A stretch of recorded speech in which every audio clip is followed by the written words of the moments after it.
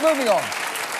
Our main story tonight concerns political fundraising. And before you roll your eyes, this is not going to be about how money corrupts presidential candidates. For that, you can read much more on your most annoying friend's Facebook posts. Dan, that is a comment on a picture of a baby. What the fuck is wrong with you? Take it down. I would like to talk instead about congressional fundraising, which is much less covered but no less astonishing. In the 2014 election cycle, candidates for the House and Senate raised a combined $1.7 billion. That's a lot of money. That's more than it cost to buy 230 million tubes of hemorrhoidal cooling gel, and it's somehow even more upsetting. Now, interestingly, much of that money has to be raised one way or another by the politicians themselves, which they have complained about for years and say that it can be the worst part of their job. You know, I hated raising money. Hated it. It's painful, frankly, to continually ask people for money. If Don and I could tell you how many hours we spend with our good colleagues on our side of the issues talking about raising money, it would be an embarrassment. Because it is an embarrassment.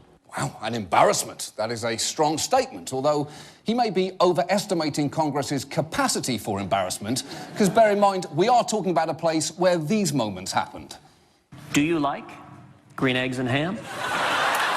I do not like them, Sam I am. I do not like green eggs and ham.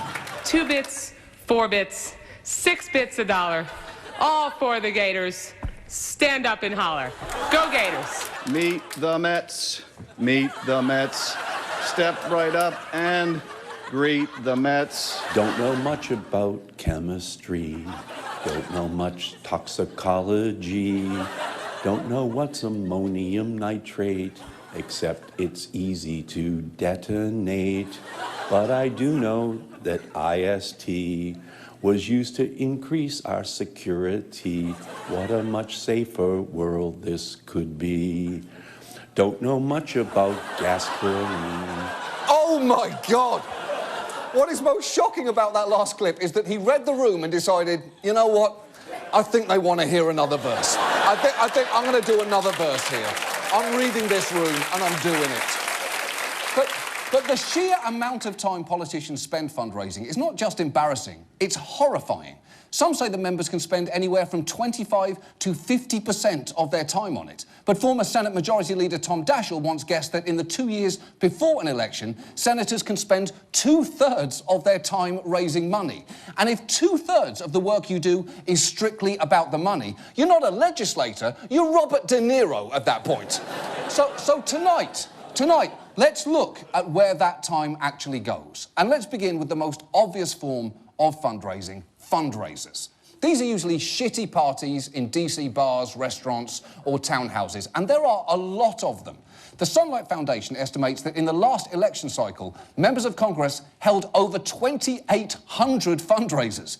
Washington is like Rod Stewart's haircut. Party in the front, party in the back.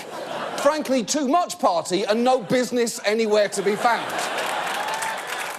Fundraisers are so ubiquitous in DC, you could conceivably construct a whole day around them, which is exactly what former Iowa Representative Bruce Braley did on September 20th, 2012, when at 8:30 a.m. he held a fundraising breakfast, followed at noon by a fundraising lunch, and ending with a fundraising evening reception. And by that time, he was less a member of Congress than he was a sentient storage container for canapes. In fact, fundraisers are such an integral part of DC's economy, some restaurants derive a decent chunk of their income just from hosting them. Look at Johnny's Half Shell. It's a seafood restaurant just blocks from the capital. In the past 10 years, a whopping 948 congressional fundraisers have been held there. It is almost inevitable that your elected representative will have spent at least some time in a place that markets itself thusly. Here's to the champagne and the oysters at Johnny's. Here's to Johnny's crab cakes. Here's to the sliders at happy hour. Here's to the hard shell crabs at Johnny's Half Shell on the terrace. Here's to Johnny. Here's to you and your time at Johnny's Half Shell.